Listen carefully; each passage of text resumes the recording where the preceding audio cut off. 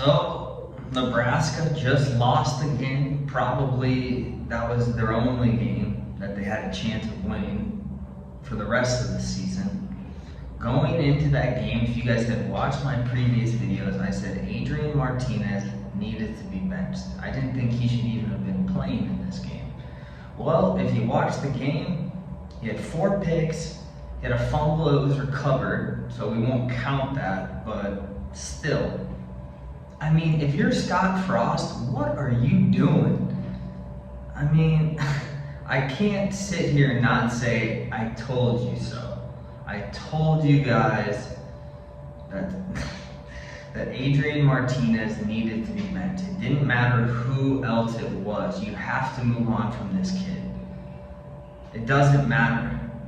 It doesn't matter. The culture that Scott Frost has set is now in stone at Nebraska.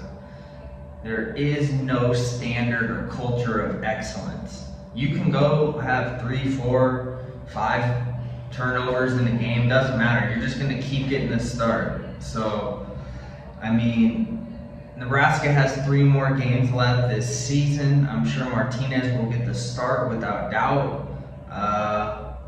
But this is embarrassing at this point. It's really embarrassing.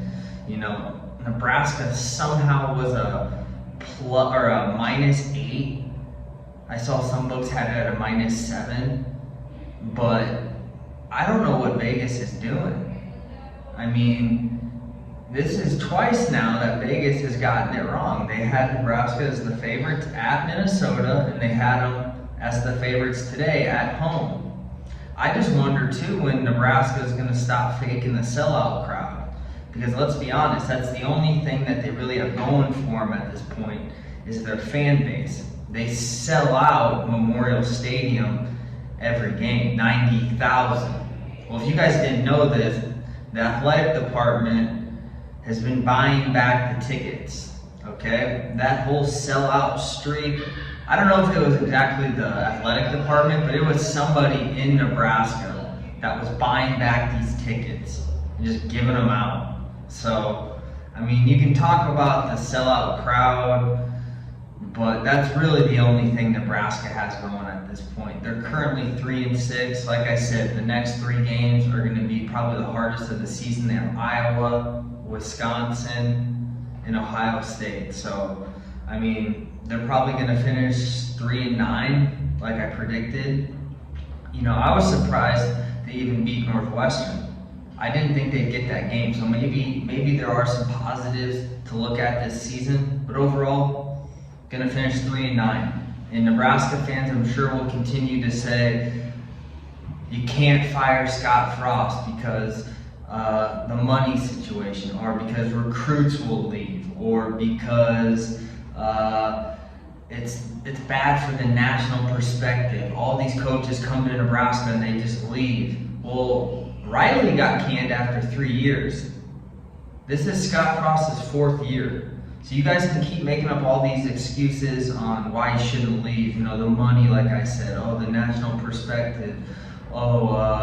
Nobody wants to win more than Scott Frost. This is his ultimate job. This is his Alabama. This is his LSU. He doesn't want to go anywhere else.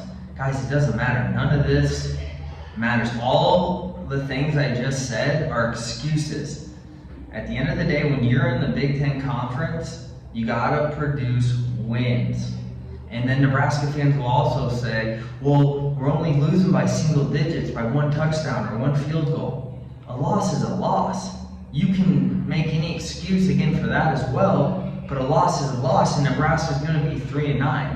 Scott Frost will never have had a winning record, never have gone to a bowl game, never have beaten a top 25 team.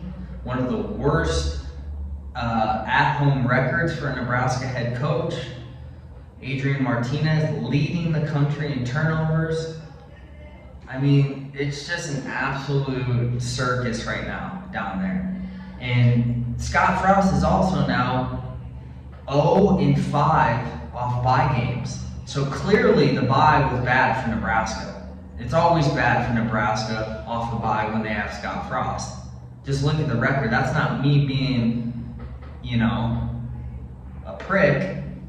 That's just me going off the statistics. He has not won a game yet off a bye.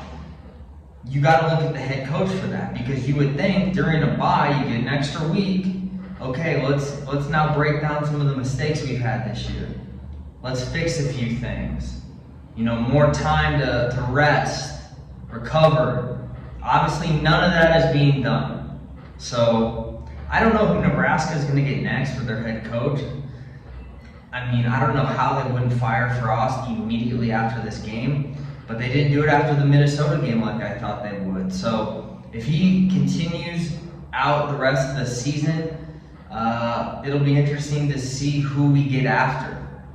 A couple people that come to mind, I said in the past, Eric Crouch, former Nebraska quarterback, former, Nebraska native. What could go wrong there? I think he'd be a great candidate. I think John Gruden could also be a candidate at Nebraska. He's currently looking for a job, a lot of, head coaching experience, a lot of wins under his belt. He's won a Super Bowl. Everybody deserves a second chance, right? I don't really know exactly at all what happened. I just saw that the Raiders let him go. I haven't looked into that. But, whatever it is, everybody deserves a second chance, right? So maybe Gruden, and then maybe Urban Meyer. If he gets released, I could see that happen. I think he's just more of a college-style coach, Urban. And I think Lincoln would be great for him. So I'd say at the moment, those are probably the three front runners: Urban Meyer, John Gruden, and Eric Crouch. Like I said, I think Eric Crouch would be great because, he's from Nebraska. He played at Nebraska. Like, what could go wrong, Nobody would want it more than Eric Crouch. Nobody would want to win more than Eric Crouch. And that would be his dream job, his Alabama, his LSU. So I'm interested to see what's going to happen. They need a new quarterback. Who knows who they'll get? Maybe they bring in Rattler, because Rattler's probably leaving Oklahoma. That would be a huge pickup. So, guys, I'm excited.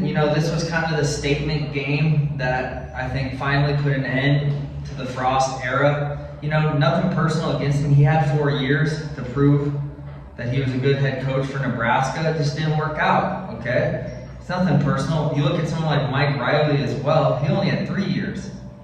So it's one of those things where, it's nothing personal, but I'm excited to see who's next on Nebraska's head coaching list. And guys, thanks again for tuning in. I'll make a video giving my prediction for the Ohio State game, I believe it is. But guys, hit that subscription button if you're new. And until next video, I'm out.